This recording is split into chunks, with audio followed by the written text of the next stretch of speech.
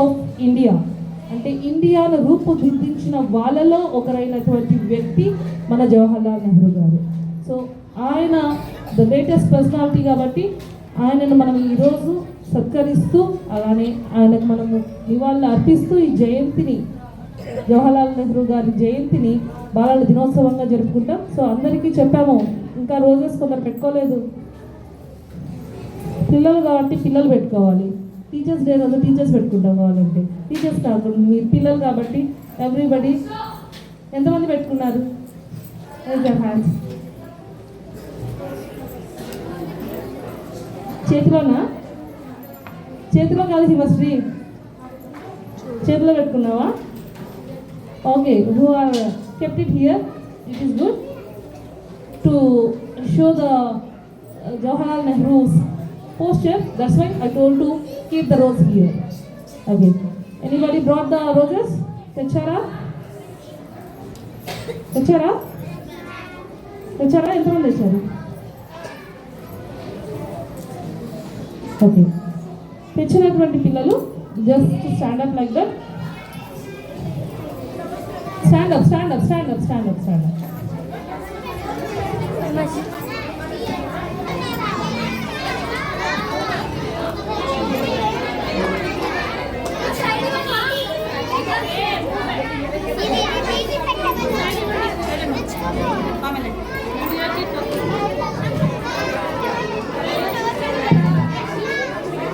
Hey.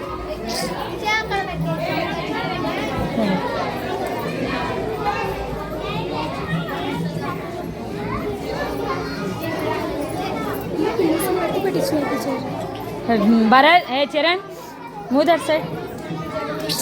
అయ్యో జరుగురా.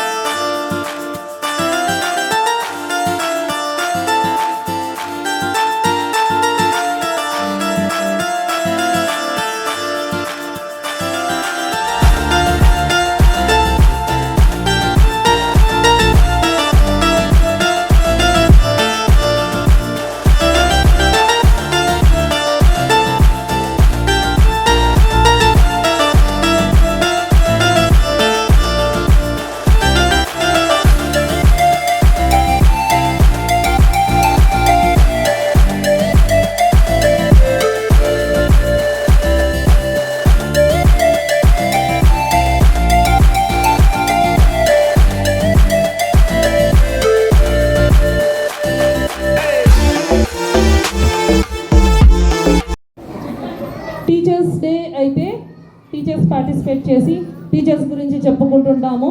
అలానే Telugu language day అయితే, అంటే తెలుగు భాషా దినోత్సవం అయితే తెలుగు గురించి మనం చెప్పుకుంటూ ఉంటాం కదా.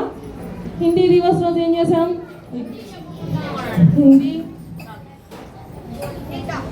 हिंदी में बोले, हिंदी में बात किया, सब हिंदी में बात किया, हिंदी सीख लिया.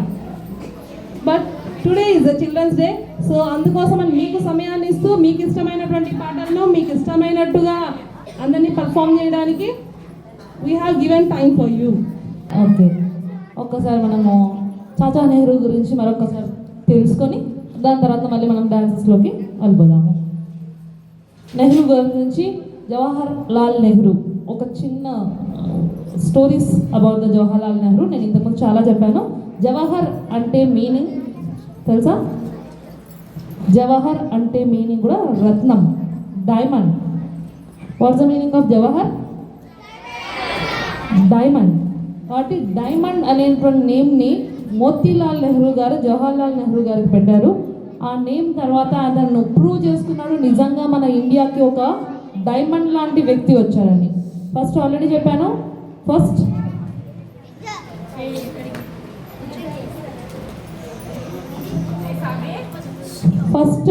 ప్రైమ్ మినిస్టర్ అని చెప్పాం కదా. First prime minister of India ఏ ఇయర్లో వచ్చింది మనకి ఇండిపెండెన్స్? 1947 మనకి ఇండిపెండెన్స్ వస్తే before that after completion of barrister ఆయన ఇంతకుముందు సంబడి మేబీ వినిండొచ్చు వినకపోయిండొచ్చు little stories about the Jawaharlal Nehru గురించి చెప్పేటప్పుడు నేను చెప్తున్నా అంటే ఆయన మనలాగా స్కూల్కి వచ్చి చదువుకున్నారా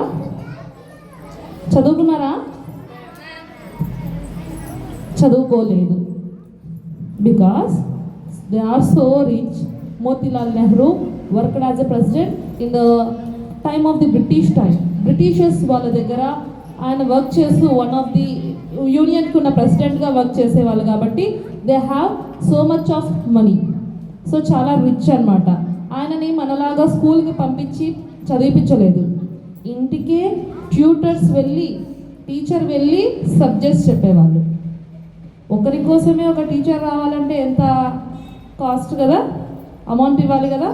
అలాంటిది ఒక్కొక్క సబ్జెక్ట్ కోసం అని చెప్పేసి అతన్ని చదివించడానికి టీచర్స్ని కొన్ని థియాలజీ ఇలాంటి వాటిలో ఇంట్రెస్ట్ చూపించేలాగా టీచర్స్ని ఇంటికి పిలిపించి చదివిపించారు up to 10th class.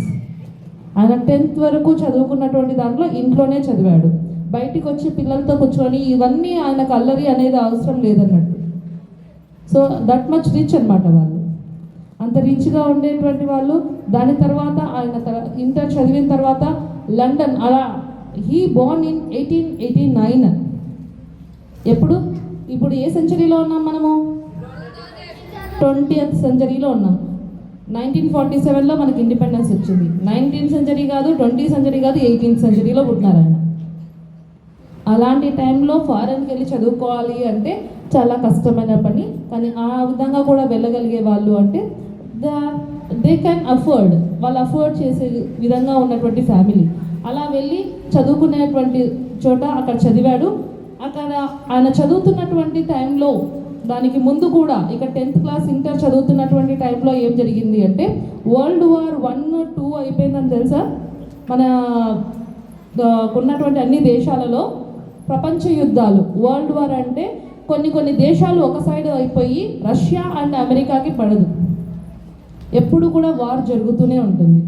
Russia USSR ఇక్కడ ఒక టైప్ ఆఫ్ అంటే ఆ కంట్రీస్ ఎంత రిచ్ కంట్రీస్ అండ్ మనకన్నా డెవలప్డ్ కంట్రీస్ న్యూక్లియర్ బాంబ్స్తో సహా జరిగినాయి అనమాట. రెండవ ప్రపంచ యుద్ధంలోనే 1945 బిఫోర్ హిరోషిమా నాగసాకి అని చెప్పేసి అక్కడ చిన్న బాంబ్ బ్లాస్ట్ చేసినందుకు, చిన్నది కాదు చాలా పెద్దదే, హైడ్రోజన్ బాంబ్ బ్లాస్ట్ జరగడం వల్ల ఇప్పటి వరకు అక్కడ పుడుతున్నటువంటి వాళ్ళలో ఏదో ఒక ఫిజికల్లీ అంటే బాగా లేని విధంగానే పిల్లలు పుడుతున్నారు, అంగవైకల్యంతో ఫిజికలీ హ్యాండిక్యాప్డ్గానే పుడుతున్నారు. అంతగా ఎఫెక్టెడ్ అయినటువంటి ఏరియా అనమాట. ఎప్పుడు World War II, World War I జరిగింది, World War II 5 years జరిగింది. ఇప్పటికీ యుద్ధాలు జరుగుతున్నాయి తెలుసా ఉక్రెయిన్ అండ్ రష్యా మధ్య. గత 3 years అవుతుంది. RRR సినిమా తీసిన తర్వాత, RRR సినిమా పోయి ఉక్రెయిన్లోనే తీసినారు. దాని తర్వాత నుంచి అక్కడ యుద్ధం కూడా జరగడం స్టార్ట్ అయింది. ఇప్పటికీ జరుగుతూనే ఉన్నాయి. సో అలా మనకు World War II 5 years జరిగింది. జరుగుతున్నప్పుడు జవహర్లాల్ నెహ్రూ ఇంటర్ చదువుతున్నాడు. ఇక్కడ ఇంటర్ అయిపోయింది. And in that of the time ఎప్పుడైతే ఇంట్లో ఆయన చదువుతున్నటువంటి టైంలో కొన్ని న్యూస్ World War I గురించి వాటి గురించి న్యూస్ వింటూ ఉన్నప్పుడు ఇలా ఎందుకు యుద్ధాలు చేసుకుంటున్నారు, మన ఇండియా ఎటువంటి సిచ్యువేషన్లో ఉంది, దేనికి సపోర్ట్ చేస్తుంది, బ్రిటిషర్స్ ఎంత చేస్తున్నారు, ఎంత ఎఫెక్ట్ అవుతున్నారు, బయటికి వచ్చి చూడలేదు కదా, మిగతా పిల్లలతో కలిసి చదువుకుంటే కదా ఫ్రెండ్షిప్లో ఎలా ఉన్నారు, కొందరు రిచ్ ఉన్నారు, కొందరు పూర్ ఉన్నారు, వాళ్ళకి హెల్ప్ ఏంటి, ఏం అవసరం, ఎంతగా చూస్తున్నారని తెలిసేది. అంతేనా? ఇప్పుడు మన ఇంటి వరకు అయితే మనకు తెలుస్తుంది. మన పక్కన ఫ్రెండ్తో మాట్లాడితేనే తన సమస్య ఏంటో, తన ప్రాబ్లం ఏంటో, వాళ్ళ ఇంట్లో ఎలా ఉందో మనకు తెలుస్తుంది. మనం మాట్లాడకుండా అంటే హౌ వీ కెన్ నో, మన ఇల్లు మాత్రమే మనకు తెలుస్తుంది. మన ఇంట్లో మన అమ్మ నాన్న, మన ఇంట్లో ఉన్న చెల్లి, వాళ్ళ గురించి మాత్రమే తెలుస్తుంది, కానీ మిగతా వాళ్ళ గురించి తెలియదు. అంతే కదా? When we talk with others తెలుస్తుంది. జవహర్లాల్ నెహ్రూ మరి ఎక్కడ చదివాడు? ఇంట్లోనా స్కూల్లోనా? ఇంట్లో చదివితే మరి తెలుసా తనకు ప్రాబ్లమ్స్? తెలీదు. ఎలా జరుగుతుందో మరి ఇండియాలో ఉన్నటువంటి ప్రాబ్లమ్స్ అన్ని ఎలా తెలుసుకున్నాడు అంటే విత్ న్యూస్ పేపర్స్ ఏవైతే అప్పుడు రన్ అవుతున్నాయో ఆ న్యూస్ పేపర్లో ఇంత వరల్డ్ వార్ జరుగుతున్నప్పుడు ఈ ప్రాబ్లమ్స్ అన్ని కూడా ఇండియాలో జరుగుతున్నవి చూస్తున్నప్పుడు వాట్ కెన్ ఐ డూ, మన ఇండియన్గా ఉంటూ ఏం చేయగలము అని చెప్పేసి అనుకున్నాడు. దట్ టైం ఎప్పుడైతే చదువుకుంటున్నాడో అప్పుడు అతను బయటికి రాలేదు. కానీ when he went to the other country, వేరే కంట్రీకి వెళ్ళి అమెరికాలో చదువుతున్నప్పుడు కూడా ఇటలీ ఇలాంటి వాళ్ళు కూడా అక్కడికి వచ్చినప్పుడు అక్కడ చూశాడు మిగతా countries also suffering with independence లేకుండా చాలా మంది సఫర్ అవుతున్నటువంటి కంట్రీస్ ఇంకా అక్కడ చాలా మందిని కూడా విన్నాడు, చూశాడు అనమాట.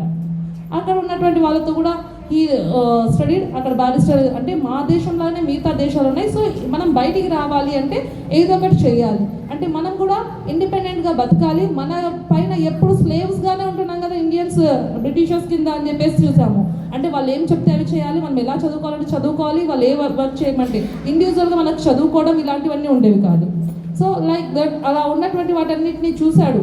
He gone through the newspapers. One ఇంకోటి అదర్ కంట్రీకి వెళ్ళినప్పుడు అదర్ స్టేట్స్లో అదర్ కంట్రీస్లో ఏమున్నాయో చూశాడు. అర్థమైందా? The problems he heard through the news papers ఒకటి, ఇంకోటి అదర్ కంట్రీకి వెళ్ళినప్పుడు చూశాడు.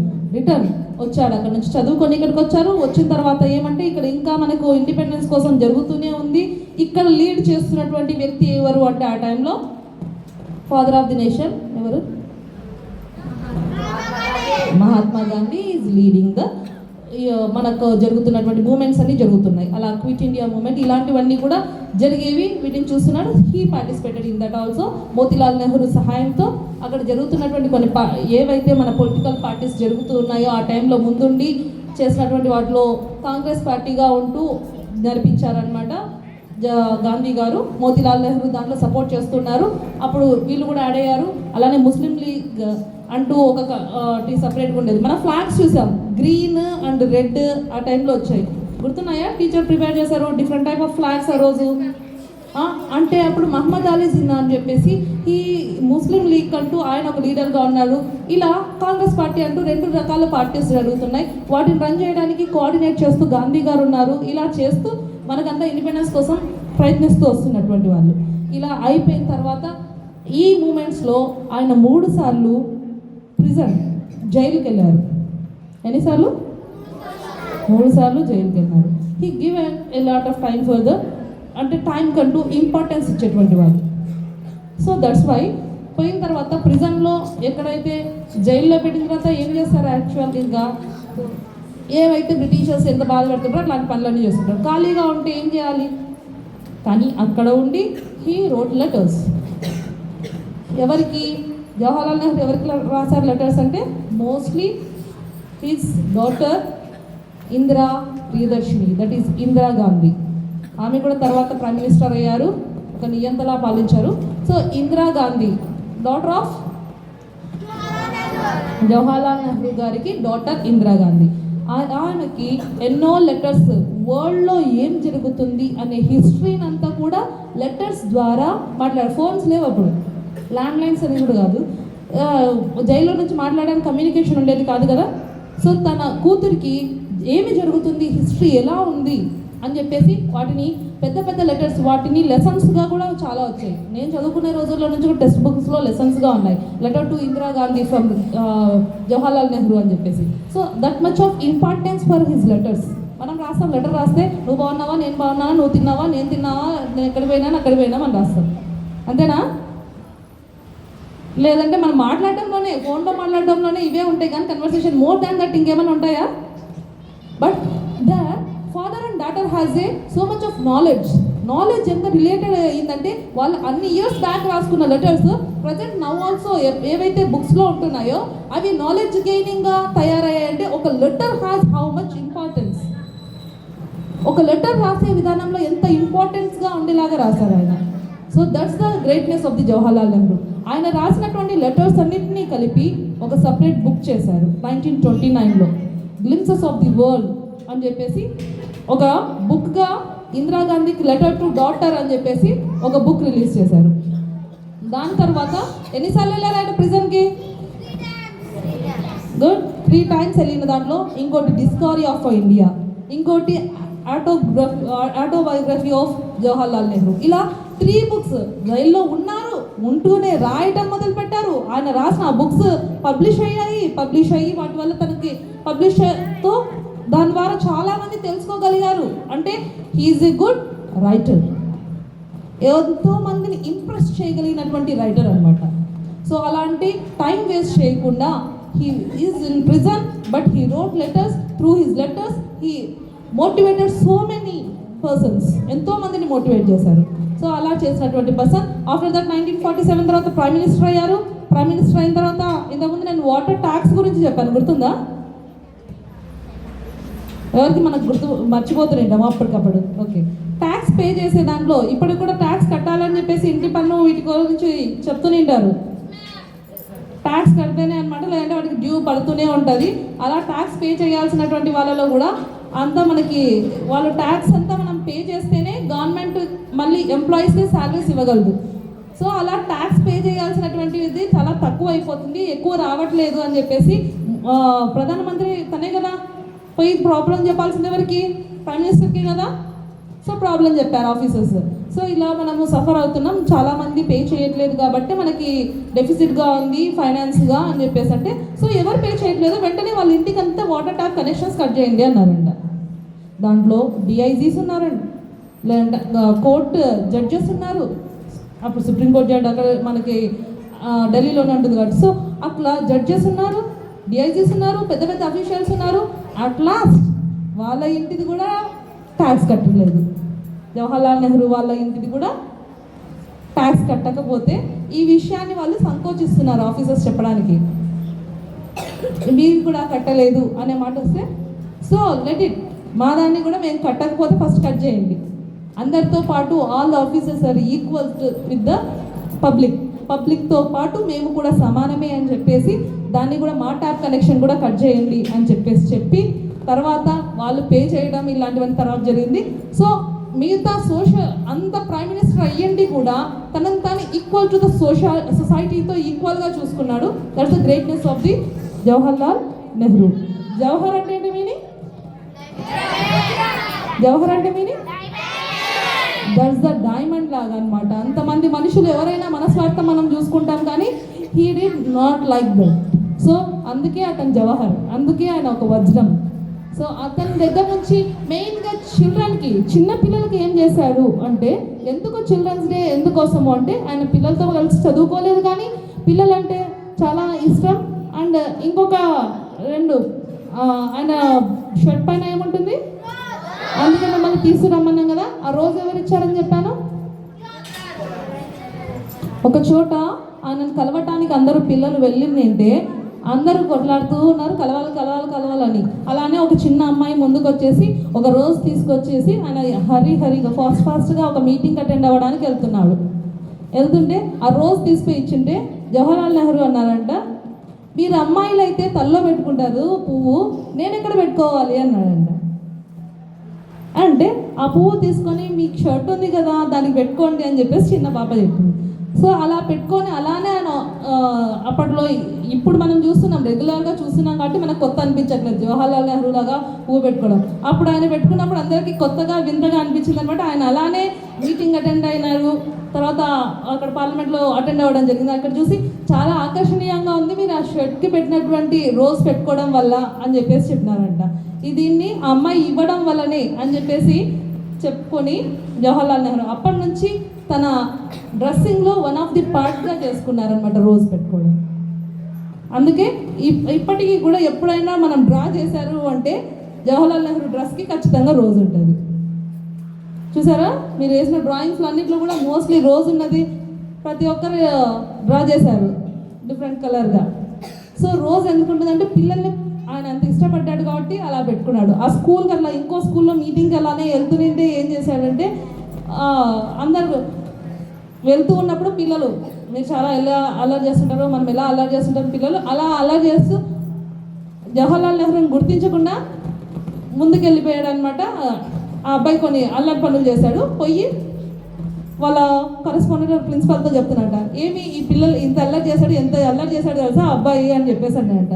ఏం చేశాడు అని చెప్పేసి అంటే నన్ను ఎక్కిరించాడు అని చెప్పేసి అన్నాడంట. మరి ఏంది నేను కొట్టేనా పిలిచి అతన్ని అని చెప్పేసి అడిగాడు అనమాట. ఏమైనా కంప్లైంట్ అంటే సార్ దగ్గరికి వెళ్ళిపోతుంది కదా, అలా కొట్టాలా పిలిచి అని చెప్పేసి సార్ వాళ్ళు అడిగే లోపల, లేదు నేను కూడా అతనికి నేను మంచి పని చేసి వచ్చేసినాను అంటే, ఏం సార్ మీరే కొట్టారా అని చెప్పేసి ప్రైమ్ మినిస్టర్ని అడుగుతున్నారంట జవహర్లాల్ నెహ్రూని. కొట్టారా ఏమి ఏడుస్తున్నా అంటే తనకు తగిన శాస్త్ర చేసి వచ్చినాను, నేను కూడా మంచి గుణపాఠం చెప్పొచ్చాను అని చెప్పారు. ఏమన్నారు మీరు అని చెప్పేసి అంటే నేను కూడా ఎక్కి నుంచి వచ్చినాను అని చెప్పేసి అన్నాడంట. How jovial he is. అంటే ఆయన పిల్లలంటే అంత ఇష్టం కాబట్టి కోపం తెచ్చుకోలేదు, వాళ్ళతో ఫ్రెండ్లీగా ఉండేసి వచ్చాడు యాజ్ ఎ ప్రైమ్ మినిస్టర్గా ఉంటున్నప్పుడు. అందుకే పిల్లలంటే ఇష్టం కాబట్టి ఆయన కోసం ఆయన నెహ్రూ జయంతి అనేది బాల దివస్ కావాలి అని చెప్పేసి పిల్లలకి బాలల దినోత్సవంగా జరుపుకోవడం జరిగింది. అలా ఆయన నమ్మినటువంటి ఒకటే ఒక మాట, ఈరోజు ఉన్నటువంటి నేటి బాలలే రేపటి పౌరులు, సిటిజన్ అవుతారు అని చెప్పేసి ఎడ్యుకేషన్ సిస్టంలో డ్రాస్టిక్ చేంజ్ ఇప్పుడు ఉన్నటువంటిది ఏంటి అంటే ఐఐటి అని విన్నారా ఎప్పుడైనా?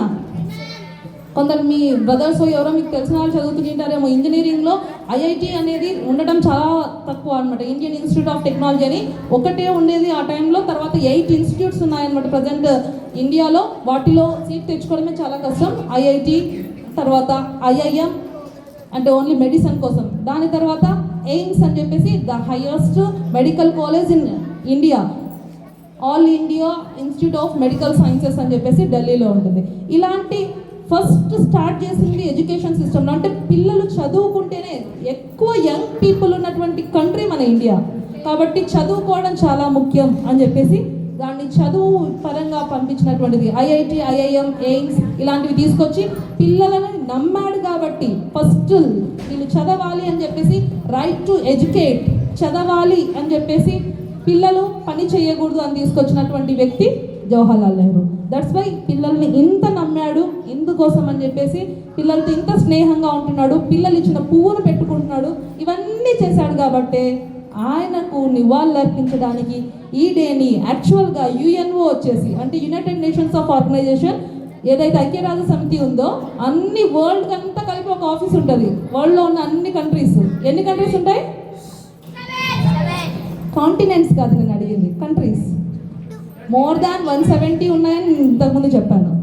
170 అబౌవ్ కంట్రీస్ ఆర్ దేర్. అవన్నిట్లో ఒక డెసిషన్ తీసుకోవాలంటే మళ్ళీ ఒక ఫస్ట్ 5 కంట్రీస్ ఉన్నాయి, తర్వాత వాటిలోకి యాడ్ అయితే 10 కంట్రీస్ వరకు మన ఇండియా కూడా అందులో ఉంది.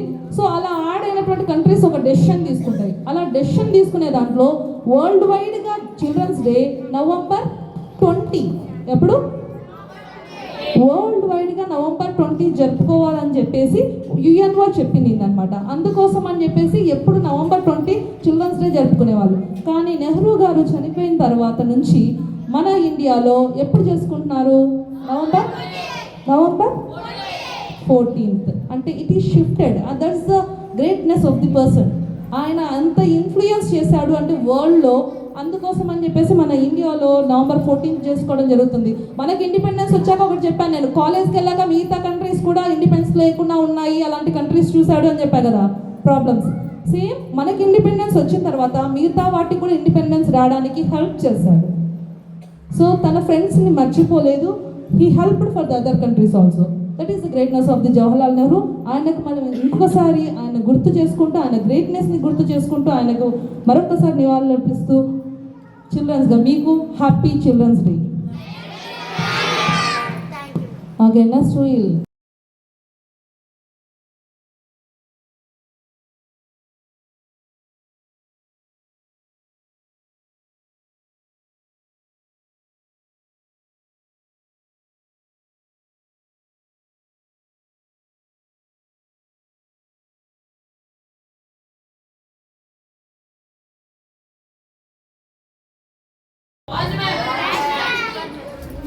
చూసారా అందరూ?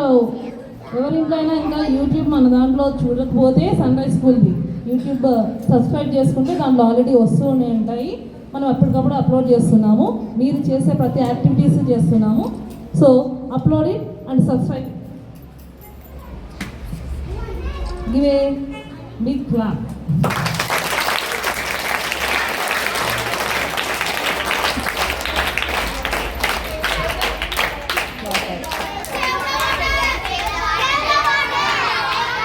సేవ్ ద వాటర్ మీరు బాగా చదువుతున్నారు, కానీ ఎంత చక్కని ఫాంట్లో రాశారు. ఫస్ట్ థింగ్ చూడండి, మంచి colouring and it's colour combination it's very good.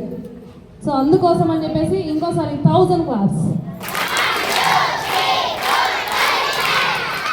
Another thing,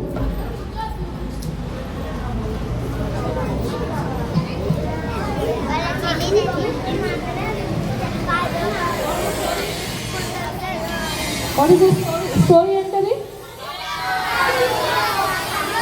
last time of first class వాళ్ళు చేశారనుకుంటాను. అవునా? థర్స్టీ క్రో దాన్ని కూడా చాలా చక్కగా చాలా నీట్గా వేశారు. సో ఇంకొకసారి చరణ్ తేజకి క్లాప్ ఇవ్వండి. అసలు ఎంత బాగా వేసాడో అంత బాగా మీ క్లాప్స్ లేవు.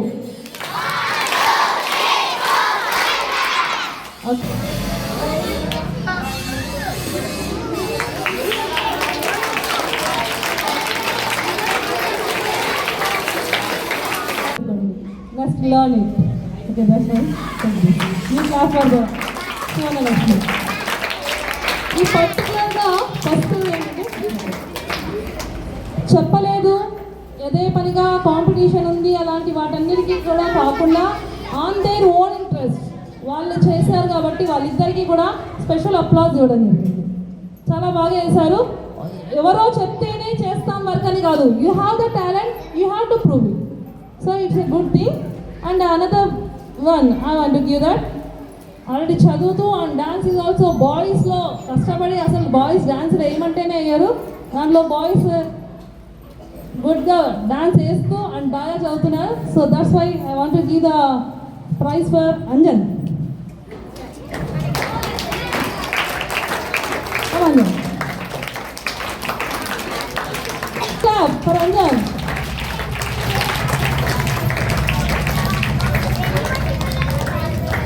బికాస్ నాట్ ఓన్లీ ఈజ్ అంటే హెల్త్ బాగాలేకపోయినా కూడా he tries very well to read. So that's why బాగా చదువుతాడు and again he participated well. వెయ్యాలని డాన్స్ వెయ్యండి అని ఒకరు చెప్పాల్సిన అవసరం లేదు. If you are interested come and dance, we are encouraging you. So though he is weak, he participated. Good. All the best.